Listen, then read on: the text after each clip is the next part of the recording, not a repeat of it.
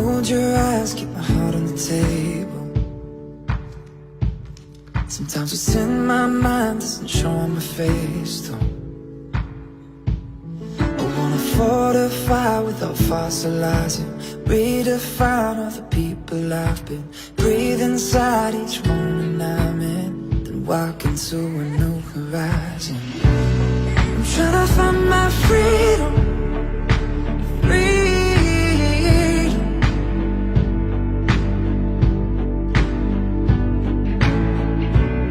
I'm trying to find my freedom, freedom.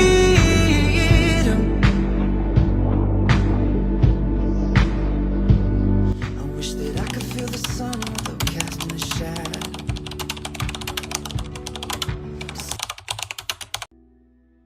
Señora, lo sentimos mucho, pero su hijo tiene toda la fisonomía de un niño con síndrome de Down. No sé si él esté preparado para aceptar eso. Que yo escuchaba a los doctores que decían no reacciona. En la década de los 90, cuando una mujer se enteraba de su embarazo, no se tenían las condiciones que tenemos ahora para saber que un bebé venía con alguna complicación. Siempre que se escuchaba que nacía con una malformación o un síndrome, se decía que sería un retraso en la vida, es decir, que moriría a temprana edad, que no serían aceptados o que serían un estorbo. Muchas veces también rellenaban a la familia de mitos, como por ejemplo, que por culpa de su mayoría de edad ocasionaban que los neonatos vengan con un síndrome o malformación, o que las enfermedades que traían serían genéticas y cualquier bebé que venga en su futuro traería esta condición, cuando no es así. Entre todos los síndromes hay uno que es muy común. Hablo del síndrome de Down, síndrome que en las décadas pasadas se les calificaba de una manera errónea como mongolitos, porque se decía que estos niños no tenían la capacidad de desarrollarse como los demás, y es cierto, en parte, pero no como lo hacen ver. También se dice que su vida era costosa porque necesitaban terapias, que los niños tenían que ir a una escuela especial y que no pasarían de la educación primaria. Pero todos estos mitos quedaron atrás. Como nos dice Chequek, existen todavía muchos prejuicios sobre el desarrollo académico de las personas que no ayudan. Sin embargo, existen varios casos de alumnos con esta discapacidad que están o han estudiado a nivel universitario.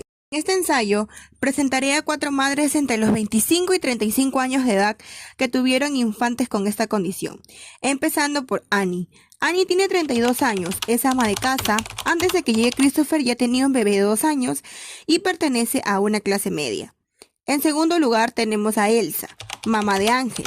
Actualmente tiene 35 años, Ángel es su tercer hijo y también pertenece a una clase media. Es ama de casa y repostera. Se enteró del diagnóstico en el embarazo y tuvo que pasar por una depresión emocional. En tercer lugar tenemos a Carolina, mamá de Gianluca. Ella tiene 26 años, es el primer hijo, pertenece a una clase un poco más alta. Es ama de casa y se encarga de Gianluca y sus terapias. Y en último lugar tenemos a Andrea, mamá de Oliver. Actualmente tiene 26 años, es su primer bebé. También es repostera, tiene su propia pastelería y trabaja y cuida a Oliver. Todas estas madres muestran su resiliencia al enterarse del diagnóstico de sus hijos.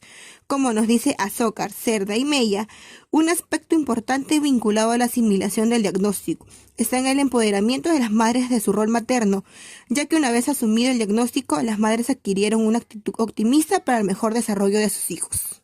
Cuando mencionamos resiliencia, se nos viene a la mente fortaleza, capacidad de adaptación y claro, son sus sinónimos. La resiliencia es el valor y la valentía de una persona para pasar por tragedias y a pesar de esto seguir adelante y no derrumbarse, sino ayudarlos a crecer como personas y ponerse aún más firmes. También se trata de ser fuertes y estar listos para pasar cualquier situación y no venirse abajo, sino afrontarlo con la frente en alto y que más adelante no afecten la vida. Podemos decir que la resiliencia es lo opuesto al riesgo, es decir, mientras el riesgo pone en peligro cualquier situación y te lleva a la preocupación, la resiliencia te pone firme y enfrentar el riesgo, ser fuertes y adaptarnos de manera positiva. La resiliencia se evidencia en muchas formas, como en la capacidad para recibir un diagnóstico y estar firmes y tener la fortaleza para sobrellevarlo. También podemos ver cómo se presenta de manera emocional, pasar ya sea por discriminación o bullying y saber cómo tener la frente en alto para ponerse firme y parar con eso. Como nos dice Rodríguez, la capacidad humana para enfrentar, sobreponerse y ser fortalecidos o transformados por experiencias de adversidades. Por otro lado, también mencionaremos la desinformación en las redes y cómo se evidencia en nuestro día a día, ya que el 80% no es confiable. Esto afecta mucho en la vida y aún más psicológicamente, ya que esto nos lleva a diagnósticos erróneos, pensar de mala manera, llegar a darnos diagnósticos de enfermedades graves cuando no lo es. Muy aparte, crean mitos que asustan a cualquier persona, pero no solo es culpa de estas, sino también de las mismas personas que se dejan guiar por las redes, sabiendo que no son fuentes seguras y que existen profesionales aptos para dar el verdadero diagnóstico. La falta de actualización de las redes causa mucha preocupación actualmente. Las noticias falsas, que muchas veces son sobre salud, esto se presenta en varias maneras. Por ejemplo, si tengo alguna enfermedad y busco referencias de esta, salen resultados de los riesgos mayores y que a veces ni siquiera tienen nada que ver con la enfermedad. También nos genera datos inexactos, mitos y prejuicios antiguos. Cuando una mujer embarazada recibe un diagnóstico, lo primero que hace es buscar en las redes y es ahí donde genera su miedo, su depresión y se dejan guiar por la mala información. La resiliencia de la doctora Rodríguez se evidencia en las 4 madres, mujeres que a sus cortas edades asumieron la responsabilidad y con orgullo hoy dicen que son fuertes y resilientes, empezando por Elsa. Ella se enteró del diagnóstico en el 4.º mes de su embarazo, después de pasar por su primera ecografía que no arrojó ningún problema. Al enterarse del diagnóstico entró en una depresión, la cual la llevó a pensar muchas cosas, en qué sería de ella, si Ángel sería feliz, etc. Ella me comentó que estuvo 2 meses en depresión, pero con el cariño de su familia decidió ser fuerte y adaptarse a su vida, pues entendió que sería feliz con Ángel y hoy en día Ángel es un niño completamente sano. En segundo lugar tenemos a Andrea. Se enteró del diagnóstico al momento de dar a luz, pues todos sus exámenes habían salido excelentes.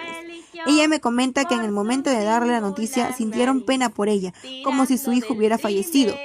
También me comentó que el personal de salud no tuvo la empatía con ella, pues su bebé vino con un soplo en el corazón y tuvieron que operarlo cuando tenía 1 año. Ella considera que eso fue lo más duro que tuvo que pasar, pero que a pesar de su miedo decidió tener fortaleza y ahora Oliver es un niño completamente sano y recuperado. Es aquí donde vemos su resiliencia y cómo se adaptó al diagnóstico de una manera positiva. En tercer lugar tenemos a Annie. También se enteró del diagnóstico en el parto. Me comentó que ella misma se dio cuenta de su condición porque tenía facciones muy vistosas. A ella le dieron de alta, pero Christopher tuvo que quedarse por un problema en la sangre. Todos los días volvía al hospital para verlo. Al inicio fue duro, pues también tenía un bebé de 2 años en casa. Ella se considera una persona resiliente, pues a sus preocupaciones le vio lo positivo y fue resiliente por su bebé, que lo esperaba en casa, y por Christopher. En cuarto lugar tenemos a Carolina. Se enteró del diagnóstico en el embarazo. Decidió continuar con su gestación, sabiendo que su bebé venía con la condición, pues mostró fuerza y aceptó que su bebé sería muy amado y que lograría muchas cosas como todos. También se considera resiliente por la fortaleza que tuvo al continuar. La desinformación en las redes sociales del autor Espinosa se evidencia en las 4 madres, pues las 4 manifiestan que al momento de enterarse del diagnóstico, lo primero que hicieron es buscar en las redes sociales de qué se trataba el síndrome de Down, creándose preocupaciones. Una de las cosas que encontraron al buscar son que los niños con esta condición no pasan de los 40 años, que no pueden ir a una escuela regular, que el embarazo de las mujeres mayores de 36 generaba esta condición, que sus niños andarían con la lengua afuera, que sus terapias serían caras y que todos venían con una enfermedad grave. Ejemplos que vemos fue cuando Elsa me comentó que lo primero que hizo al enterarse fue buscar en Google de qué se trataba el síndrome de Down porque no conocía mucho sobre el tema. Ella me comenta que al buscar encontró que Ángel podía venir con una enfermedad muy grave como la leucemia y que era algo más seguro, era un 80% de que venga con esa enfermedad, pero no fue así. Ángel nació completamente sano. Andrea me comentó que al momento del parto, cuando se enteró del diagnóstico de Oliver, lo primero que hizo también fue buscar en las redes para poder guiarse, queriendo encontrar ayuda, pero fue todo lo contrario. Encontró doctores que venían con mitos y prejuicios muy antiguos, como lo que era que los niños con síndrome de Down no vivirían más de los 40 años, que tener un soplo en el corazón iba a ser muy grave y que era un 10% de que se salvaran de esas operaciones. En tercer lugar, también tenemos a Annie.